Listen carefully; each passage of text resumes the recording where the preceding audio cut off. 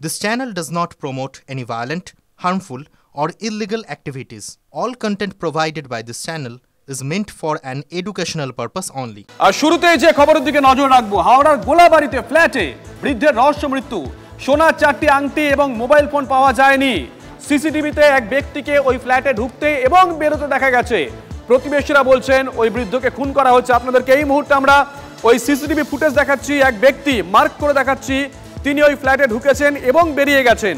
প্রতিবেশীরা বলছেন খুন করা হয়েছে। ডিটেল নেব। দেখো শুভজিৎ, এই গোলাবাড়ির এই ফ্ল্যাটে অসীম দে 64 বছর বয়স, তার ফ্ল্যাটে তিনি থাকতেন এবং সেই ফ্ল্যাটে এক অজ্ঞাত পরিচয় ব্যক্তি ঢুকে পড়ে এবং 2 ঘন্টা সেই ফ্ল্যাটে ব্যতীত করে এবং তারপরে সে বেরিয়ে যায় এবং স্বাভাবিকভাবে পরিবার এবং প্রতিবেশী তারা সকলেই বলছেন যে এই ব্যক্তি খুন করেছে।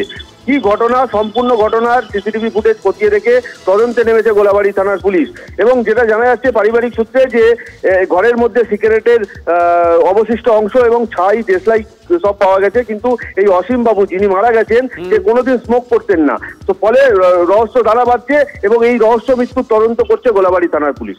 শুভজিৎ, নজর থাকবে, আমরা আপনাদেরকে সিসিটিভি ফুটেজ দেখাচ্ছি। একটু আগে যে ব্যক্তি ঢুকলেন বয়স্ক, এই ব্যক্তি অসীম বাবু, তিনি ওই ফ্ল্যাটে থাকতেন। বেরিয়ে আসছেন, দেখুন কোলাপসিবল গেট আটকাচ্ছেন। লিফট থেকে এসে নিজের ফ্ল্যাটে ঢুকছেন অসীম দে। মার্ক করে আমরা দেখাচ্ছি, তিনি তার ফ্ল্যাটের তালা খুললেন, ফ্ল্যাটে ঢুকছেন। অনুমান করা যেতে পারে যে তিনি একাই ছিলেন, কারণ বাইরে থেকে তালা দেওয়া ছিল। তিনি ফ্ল্যাটে ঢোকার কিছুক্ষণ পরেই এক ব্যক্তি সেখানে আসে, সেই ছবিও ধরা পড়েছে সিসি ক্যামেরায়। সেই ছবি এবার আপনাদেরকে দেখাচ্ছি। সিঁড়ি দিয়ে উঠে আসছে এক ব্যক্তি, ওই ফ্ল্যাটে ঢোকে, হাতে একটা ব্যাগও ছিল এবং আরেকটি হাতে মোবাইল। একটু পরে এই ব্যক্তি বেরিয়ে আসে।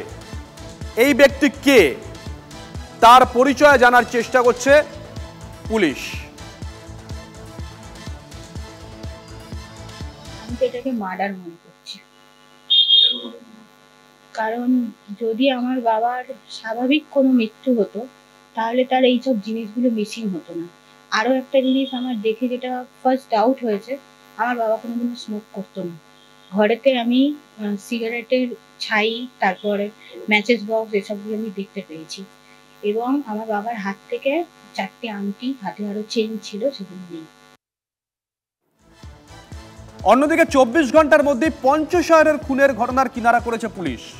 বৃদ্ধা খুনের ঘটনায় গ্রেপ্তার বাড়ির আয়া আশালতা সর্দার এবং তার সঙ্গী জালাল মীর। বয়স্ক দম্পতির বাড়িতে লুট করাই ছিল মূল উদ্দেশ্য।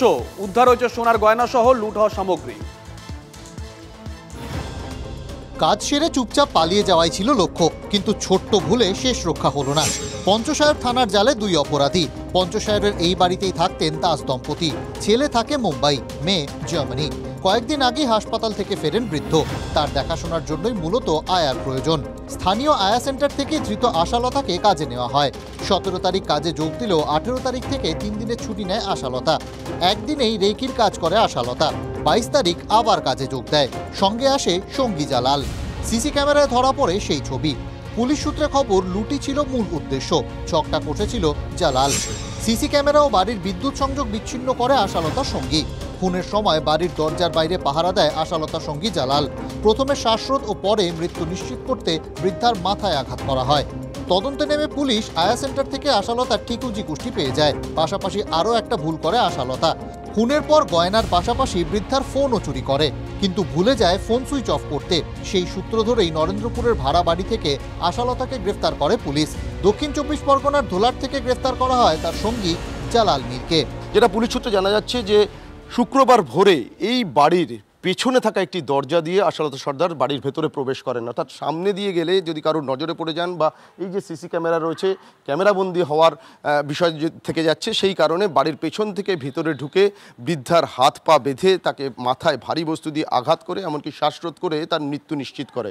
এমনকি তারপরেই লুটপাট চালানো হয়। পঞ্চশহরের দাস দম্পতির মতো অনেক বৃদ্ধ দম্পতি একা থাকেন শহরে। এই ঘটনা তাদের মধ্যেও একটা আতঙ্ক তৈরি করেছে। যেহেতু আমাদের একটা বন্ধু অ্যাপ আছে যেখানে পাবলিক কিভাবে এই ডেটা আমাদের সঙ্গে শেয়ার করতে পারে, যাতে আমরা প্রপারলি টাইমলি ভেরিফাই করতে পারি ক্রেডেনশিয়ালস। প্রাণামে যারা পুলিশ পার্সন যারা অ্যাসোসিয়েটেড আছেন ওদেরকে আমরা বলবো আরও একটু এটা স্ট্রেনথেন যদি করা যায়, আরও যোগাযোগ যদি বাড়ানো যায় অ্যান্ড এটাতে আরও বেশি লোককে যদি ইনক্লুড করা যায়।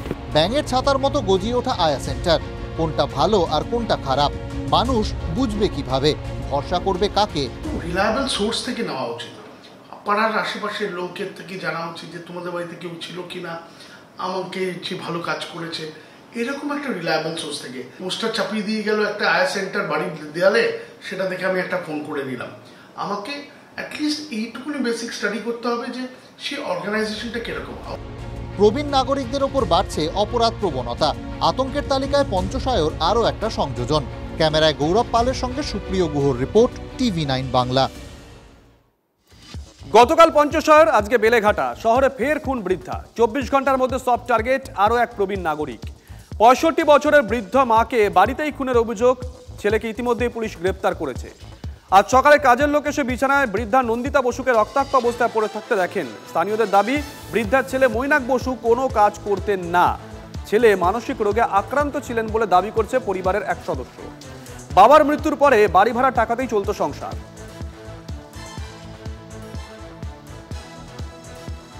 লোক রয়েছে বাড়ি, রান্নার লোকরা দেখে আমাদের জানিয়ে কারা জানালো? রান্নার লোক। তারা কখন জানতে পেরেছে? তারাই 7:30 8টা বা 8:30টার দিকে পুলিশকে ইনফর্ম করা হয়েছে, পুলিশ এসছে, তারপরে তখন ওলা উবেরে গাড়ি চালাতো, আবার ডিস্টার্ব হয়ে যাচ্ছে, দুদিন ধরে বেরোচ্ছে না, গুমরে বসে আছে, খাচ্ছে না। মারধর করতো, এই রোগের এটাই ব্যাপার। টিভি চালিয়ে রেখে দিয়েছে, টিভি বন্ধ করবে না, এরকম করে। পাকা চালিয়ে রেখে দিয়েছে শীতকালে, লোকে কাঁপছে, পাকা বন্ধ করবে না, করতে গেলে কেন বন্ধ করবে? এগুলো রোগের লোক। ওই তো সিজোফ্রেনিয়া, ওইটার থেকেই হচ্ছিল। হ্যাঁ, চিকিৎসা সবসময় পারে উঠতো না। উনি যেটা বারবার বললেন যে এটা প্রচুর ব্যয় সাপেক্ষ, বাড়াবাড়ি হতো, ওনারা ভর্তি করতেন, আবার কিছুদিন পর ওরা বলতো ঠিক আছে নিয়ে যান, আর সুস্থ আছে, আবার কিছুদিন পর আবার বাড়াবাড়ি হতো। এর আগে কখনো মাকে মেরেছে? আম বাচ্চা ছেলের মানসিক সমস্যা ছিল বলে শুনেছি। আচ্ছা, কি ধরনের সমস্যা? কিছু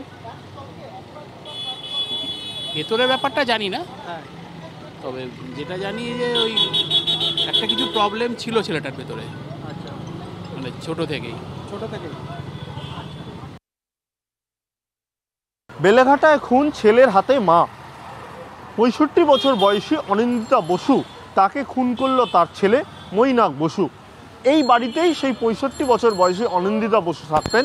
আজকে সকালবেলা বাড়িতে যিনি কাজ করেন তিনি এসে দেখেন যে রক্তাক্ত অবস্থায় অনিন্দিতা বসু তিনি পড়ে রয়েছেন। পরবর্তীকালে বেলেঘাটা থানাকে ডাকা হয়। বেলেঘাটা থানা এসে একেবারে পুরো বিষয় তদন্ত করে এবং জানতে পারে যে তার ছেলে মূলত তাকে মারধর করেছে এবং মারধরের ফলেই তার মৃত্যু হয়েছে। পুলিশ আরও তদন্তে জানতে পেরেছে যে ছেলের মানসিক সমস্যা রয়েছে। ইতিমধ্যেই বেলেঘাটা থানা সেই ছেলে মৈনাক বসুকে গ্রেপ্তার করেছে এবং মূলত বেশ কিছু সামগ্রী সেগুলো বাজেয়াপ্ত করেছে। কেন মূলত এরকম মারধর করা হলো, আর আগেও এরকম মারধর করা হয়েছিল কিনা, তাই পুরো বিষয়টা জিজ্ঞাসাবাদ করা হচ্ছে সেই অভিযুক্ত ছেলেকে। ক্যামেরায় সূর্যেন্দ্রের সঙ্গে সুশোভন, TV9 বাংলা।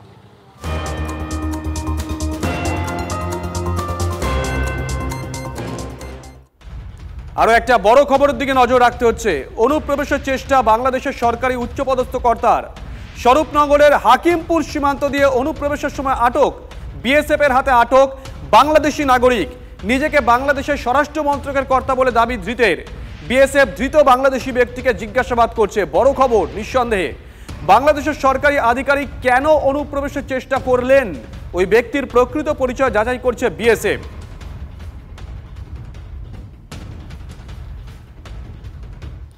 অন্যদিকে স্বরূপনগর থেকে গ্রেপ্তার এক বাংলাদেশি। নাম পরিচয় গোপন করে 10 বছর ধরে এদেশে মেয়েকে বিয়ে করে বাংলায় থাকছিল অভিযুক্ত। মাঝে মধ্যে বাংলাদেশে যেত বলে অভিযোগ। বাংলাদেশে তার নাম নাজমুল গাজী, এমনটাই জানতে পেরেছে পুলিশ। বসিরহাট থানার পুলিশ গ্রেপ্তার করে নাজমুলকে ম্যারাথন জিজ্ঞাসাবাদ করে পুলিশ ও বিএসএফ। কেন নাম পরিচয় গোপন রেখে ভারতে বসবাস, কারা আছে নেপথ্যে, খতিয়ে দেখছে পুলিশ।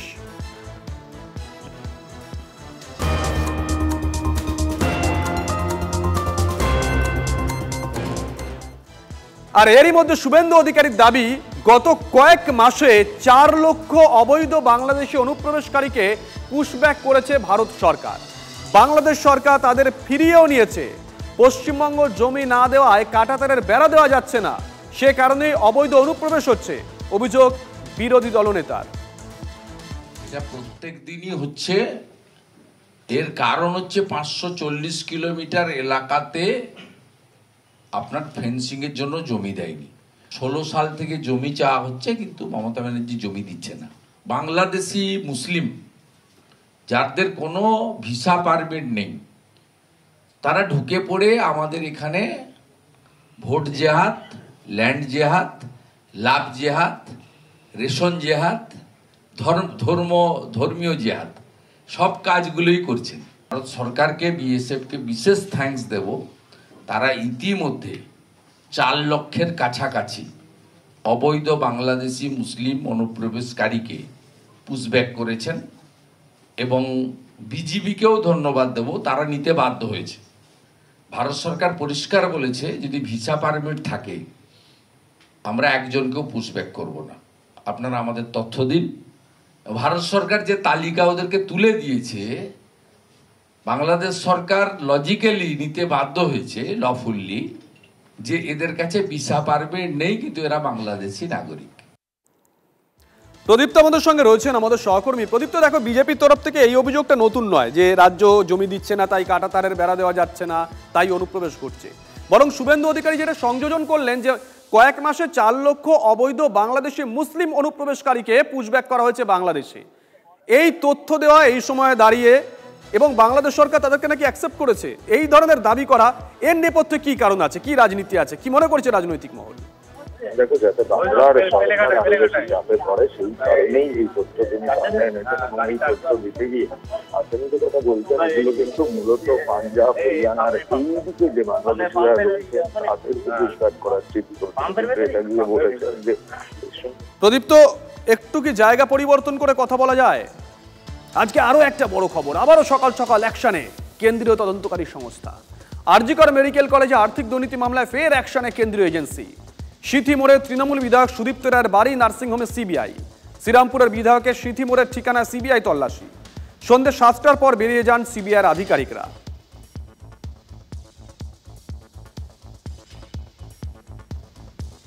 সিবিআই তো ওনাকে ঢুকিয়ে দেওয়া উচিত। অনেকবার ডেকেছেন, আমি একাধিকবার অভিযোগ করেছি, আরজি করের নতুন মেশিনগুলো ওনার স্মৃতির মোড়ের নার্সিংহোমে যায়। ওনার স্মৃতির মোড়ে নার্সিংহোমের যে সমস্ত পুরনো মেশিনগুলো আরজি করে আনা হয়, এক্সচেঞ্জ করা হয়। আরজি করের কমিটির চেয়ারম্যান মমতা ব্যানার্জি ওনাকে করে রেখেছেন। দুর্নীতির সঙ্গে সরাসরি আরজি কর রোগী কল্যাণ সমিতির chairman doctor Sudipta Roy involve. তাই রেট ফেট অনেক হলো।